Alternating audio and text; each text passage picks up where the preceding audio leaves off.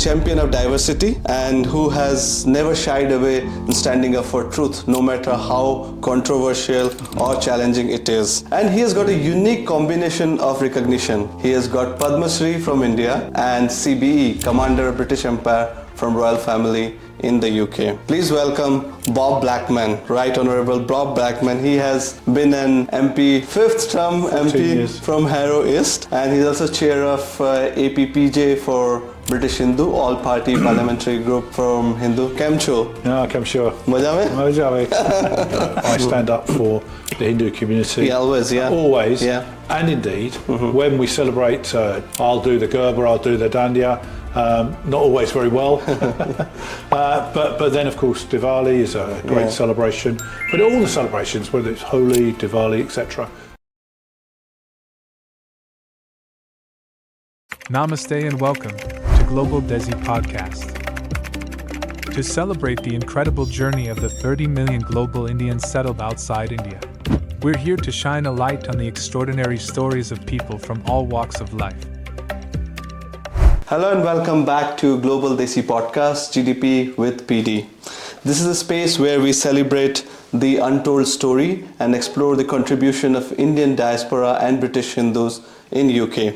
Today, I'm thrilled to have a special guest with me who has been a relentless supporter and advocate of this community.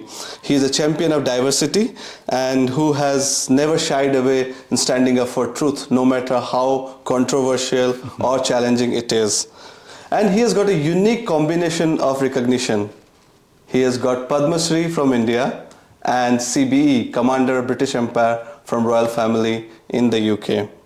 Please welcome Bob Blackman, Right Honourable Bob Blackman. He has been an MP, is the 5th term, Bob? Yeah, 5th term. 5th term MP from Harrow East, and he's also chair of APPJ for British Hindu, all-party parliamentary group from Hindu. Hello Bob, thanks for joining in. Namaskar. It's always a nice pleasure to see you. Kem cho? Yeah, kem sure. Maja mein? Maja mein. So Bob, we run a small poll where we asked people who should be our next guest. Without any surprise, in the politics section, you top the rank. So why it's always good to be famous.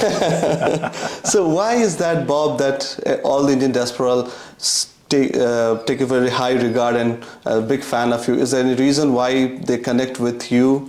Well, there's a good long-term reason. I mean, I grew up in Wembley, went to school in Wembley, and when the first so-called East African Asians arrived, the Ugandan Asians, they came to school with me, and I made friends with them. Right. You know, and so I've lived with people from the Indian subcontinent, you know, most of my life, and indeed, when I got elected to Brent Council in the first place, one of the things I did as a councillor was to unite my Conservative colleagues with the Brent Hindu Council. Right. Because that was an organisation, an umbrella organisation that represented all the Indian diaspora in Brent. And we worked very closely together. I managed to get and persuade my colleagues in the end to make sure we funded the celebration of Navratri in Brent, so that every family could go to events free of charge.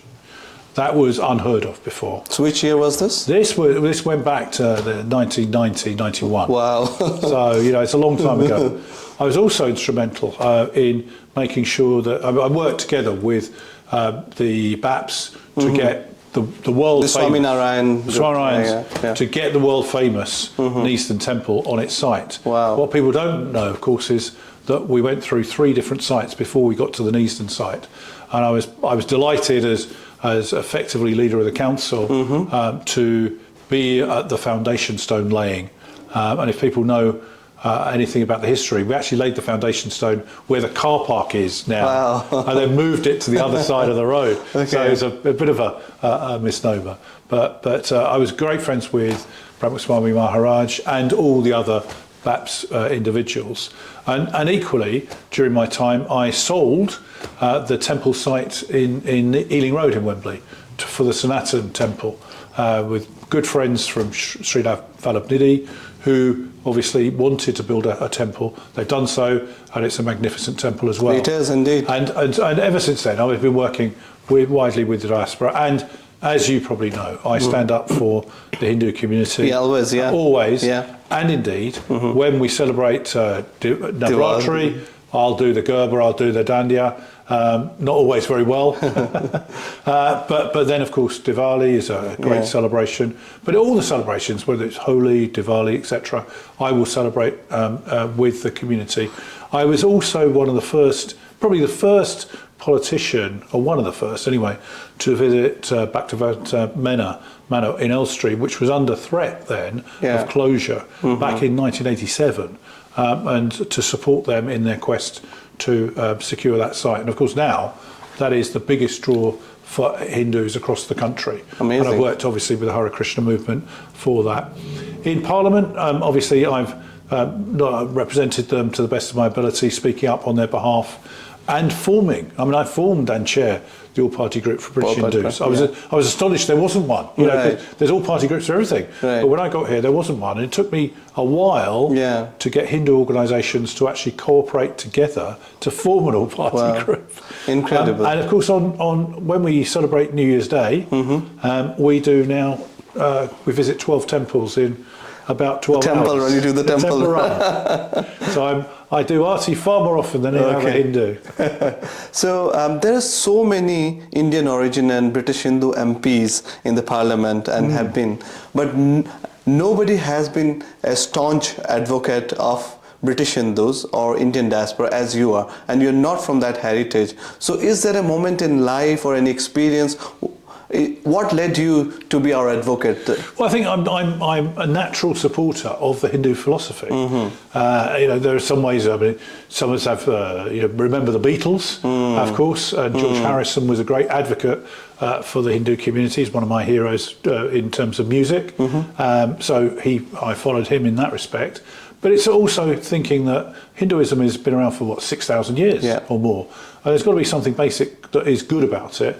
And indeed, all of the values that Hindus share so widely, I would share myself. And I believe firmly that the Conservative Party, my party of politics, also shares those views.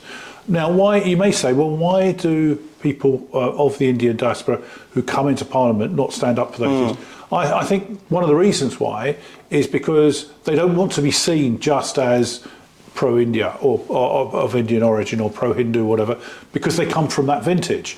It's easier for me, someone who is not, can actually advocate for them, as I advocate for others as well. I mean, I have a very strong, profound agreement and support of the Jewish community, for example. But that doesn't mean I'm Jewish. What it does mean is I'll stand up for that community because I believe that they should be represented properly in Parliament, and particularly at the moment are under severe pressure because of the massacre that took place on the 7th of October. Now, I'm also obviously going to be raising the issue in Parliament of what's going on in Bangladesh. I'm afraid the current government are not doing enough to highlight what has gone on since the change of government. Now, it's not for us to talk about who is the government in Bangladesh, but it is our right and duty to stand up for minorities that are being persecuted as a direct result of that change of government. Definitely, Bob. And I saw one of your recent video where you, not recent, it's been almost now a year, where you spoke very bluntly about the Ram temple, the Ayodhya Ram temple, and you have shared the joy of millions of Hindus across the world. Whereas this, and many MPs find this very sensitive subject, but you have highlighted with facts and findings. So what persuaded you to share this joy of millions of Hindu, and how do you think the Ram temple can unite the Hindu diaspora in UK? Well, I think two aspects of this were very important for me. One is that historically, obviously, this was the Ram temple, the historical birthplace of Lord Ram, and therefore absolutely right that it should be rebuilt as a temple. Unfortunately, what has happened, as you know, in India and around the world as well, that what has happened is that religious sites have been demolished and then other religious sites have been put on top of them. I mean, this was the case in the Ram temple. There was an agreed compensation arrangement for the Muslim religion to give, I think it's 5 acres of land outside the town for a religious institution, which I think is a just settlement given the circumstances. The people that campaigned in India for a very long time indeed. Almost 500 years. But they campaigned recently and had to take it all the way through the courts in order to get justice. Now, of course, that temple is restored. I'm looking forward to eventually being able to go and visit the temple. I haven't actually been able to visit that temple. But in my travels, I've visited 14 of the 28 states in India, and I'm hoping to complete, not all at once, by the way, but my aim is to visit every one of the 28 states. Perfect. And during this speech, you also highlighted some of the complications which the Western media failed to understand because of the unity and diversity in India. You've highlighted, and you've always been vocal about the biased reporting of subject related to Hindus or Indian diaspora, especially with BBC. So why do you think these media organizations lack the understanding of Indian culture? Not everything is black and white. And how do you think there could be a balanced reporting about India? For example, you just mentioned about the persecution of Hindus in Bangladesh. I have not seen in any of the Western media. So how can we have a balanced approach where media report exactly the truth? You've always stood for the truth. So what's your view on that? Well, I think one of the problems that the BBC and other media outlets have is the people that they take on board as their employees. The sad reality is that Hindus don't tend to go into media. I mean, you're an exception, but most don't. And this is one of the problems. Obviously, the media in India is very strong, but in Western countries, relatively few people go into that. They want to be, and they want to be doctors, dentists, pharmacists, accountants, professionals, run their own businesses, etc., which is wonderful because for the UK, they are the backbone of our economy now. 100%. And you know, thank goodness people chose to come and live in this country and have settled in and made it not only their home, but made it such an extensive part of the economy and part of our way of life.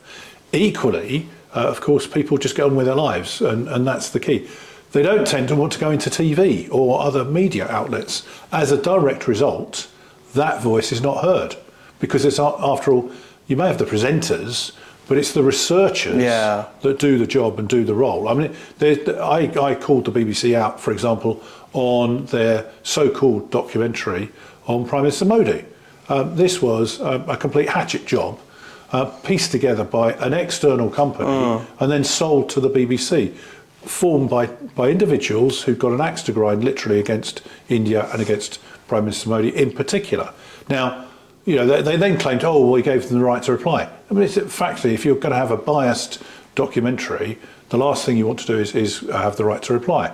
I mean, I was actually in India when the BBC's offices were raided for the non-payment of tax. Right. So I was there for other purposes. I spent the whole week, I think, on Indian TV saying that the BBC should pay their taxes in the country in which people are working. So have you provided some doses to the Indian government? I mean, your inclination and support and advocacy shows in your office as well. You have seen Vishnu Bhagwan here and the garlands everywhere. It shows that you're a strong supporter. And as you said, the Sanatan values resonate with any human. That's a righteous path for anyone. Yes. And you have been to India many times, yes. And you're the only MP who has visited Jammu and Kashmir. I think. Well, I'm the last serving MP to have visited Srinagar. Okay. And I was there at the invitation of the late Maharaja's family, and stayed in the summer palace. And I just, you know, it's one of the things I've advocated for a long time, since 1990, when the Kashmir Pandits were forced to leave the valley. In a period of ethnic cleansing, which was absolutely disgraceful, with people being told, leave, convert or die, and that was their choice. And since then I've been advocating for them.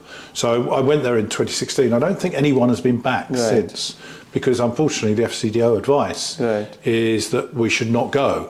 And I remember at the time thinking how sad it was, because here we are with the beauty of the valley. I mean, the opportunities for tourism, for culture, for hydroelectric projects, and equally making it a great tourism destination. Yeah, well, and the handicrafts, and also the vegetables or fruits that are grown to export those capability and make it into a smart city.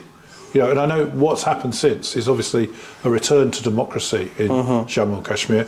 I strongly supported the abrogation of Article 370. Abrogation of Article 370 and the derogation of the other constitutional amendments. And as I keep saying to people that say, oh, this is wrong, etc., how unjust. I would always say to people, supposing we said in this Parliament, unless you're a Christian, you can't stand for Parliament.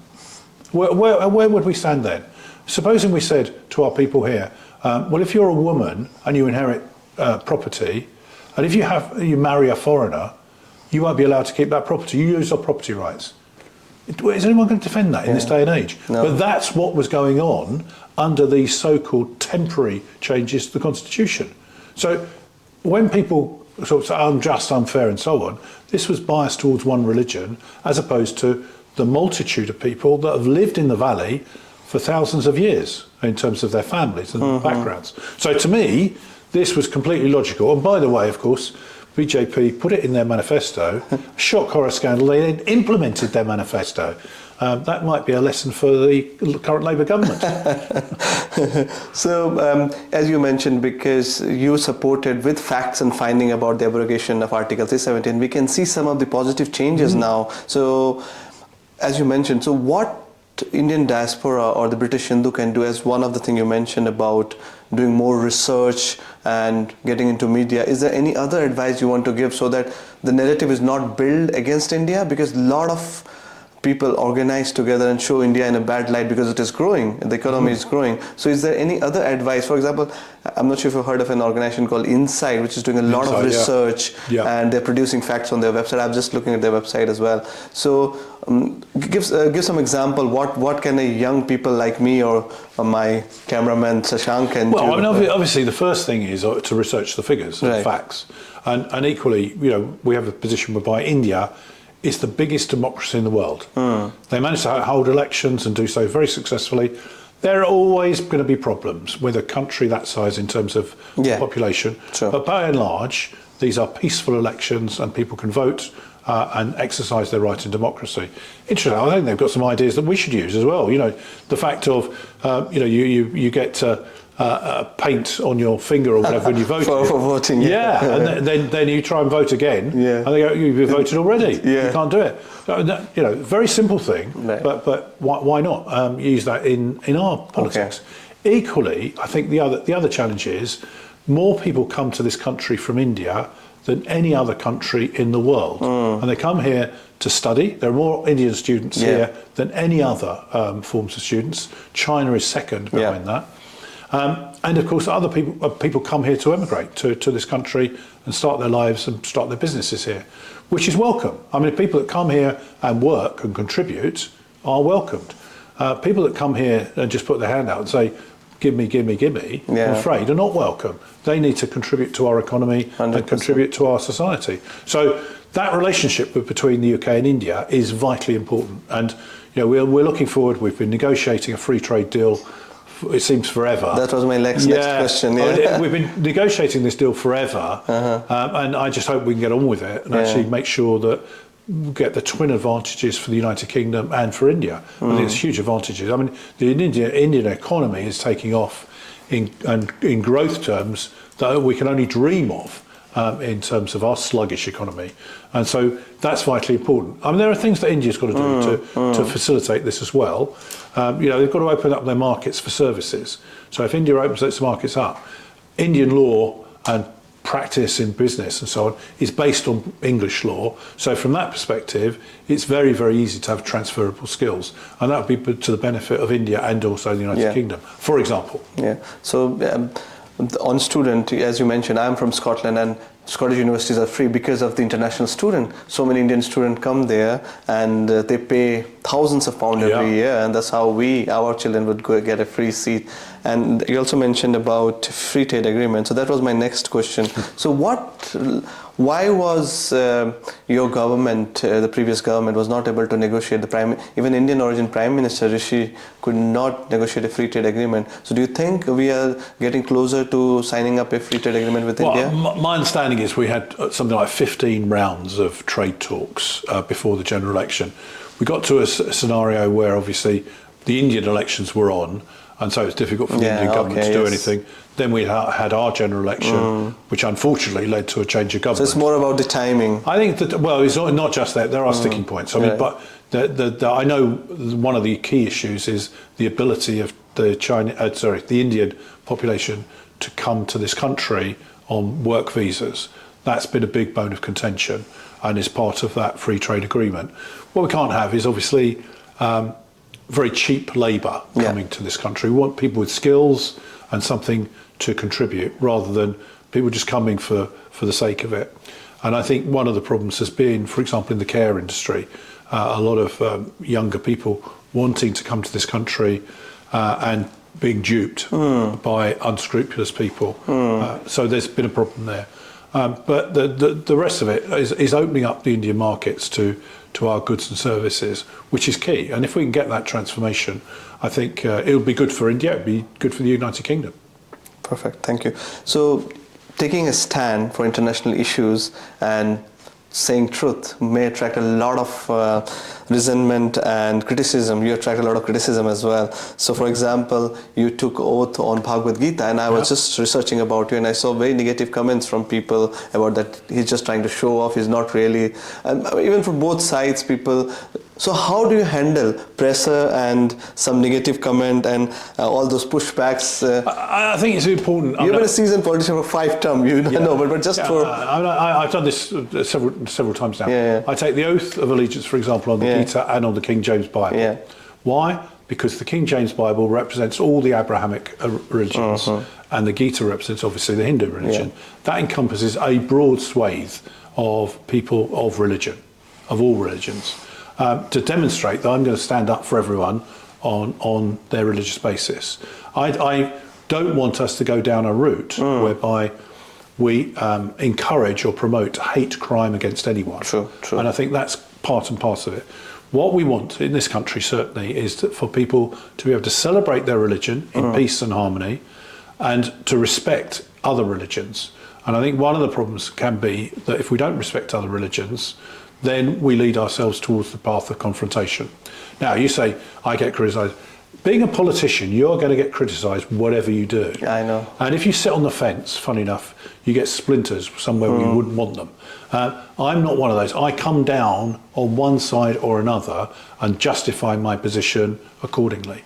Now, if people want vanilla politicians who are going to say, well, on the one hand this and on the other hand that, good luck to them, frankly, because they will not get first-rate representation from their politicians. I have people I know in my constituency that don't like what I say, but they do say to me, but I respect the fact that you say what you believe. So sometimes it's better for people to know where people stand rather than to have, shall we say, smooth words which aren't really appropriate. Thank you, Bob. So now we're coming to the last section of the interview. So it's going to be a fun round. So you'll get 10 seconds to think about it, and I'll just quickly ask you some rapid fire questions. Okay. Favorite recent British Prime Minister? Boris Johnson, Rishi Sunak, Keir Starmer? Well, that's pretty easy, isn't it? Boris was always a great favourite of mine. Rishi stepped into shoes which were very difficult. He had a really challenging time, and I'm really pleased that now he's going to get, I think, a better epitaph than he would have had as Prime Minister. And instead of the robotic Keir Starmer, they're like chalk and cheese as far as I'm concerned. At least Rishi knows what he's talking about. Perfect. So the next question is, if you had one superpower, so what would that be if you got us one superpower? Oh, my personal superpower. Yeah. Probably X-ray vision. Right. So, favorite Indian food? Well, I eat Indian food all the time. All right, regularly, 3 or 4 nights a week. But I suppose chicken madras is my favourite. Nice. If you could pass one law today, what that would be? Well, one of the things I'm very keen on is obviously dealing with homelessness. Okay. I passed 2 pieces of legislation as a private member's bill process. And I've got a third one now on the way, which, if we do what we say we're going to do, it will end homelessness in this country. So passionately believe everyone should be able to get a roof over their heads. 100%. I think, I'm not sure if you know about a charity called Go Dharmic. I'm trustee with them. They work with homeless people. So, yeah, last question. One piece of advice you would like to give to your younger self? Start as early as you can to get into politics. It took me, although I'm on my 5th term, it took me 4 goes to get into Parliament in different areas. And it's all about starting early, learning lessons from each one of your mistakes, and not repeating them as time goes on. So I'm one of those that just believe you should never explain, never apologise, and never regret. Because at the end of the day, if you're faced with a decision you're going to take, you are going to take all the facts that you have at your fingertips into account before you make a decision. At the end of the day, you get them wrong. But if you make decisions, you are going to get certain ones wrong. And you have to learn from those, and you learn more from your mistakes than from your successes. Perfect. When you were saying about the superpower, somebody mentioned that you should be a Diwali man with a Diwali sticker on, because you attend so many Diwali events all around London. So. Yeah. Well, I thoroughly enjoy it. It's a great. I mean, the great thing about Hindu festivals is they're all joyous.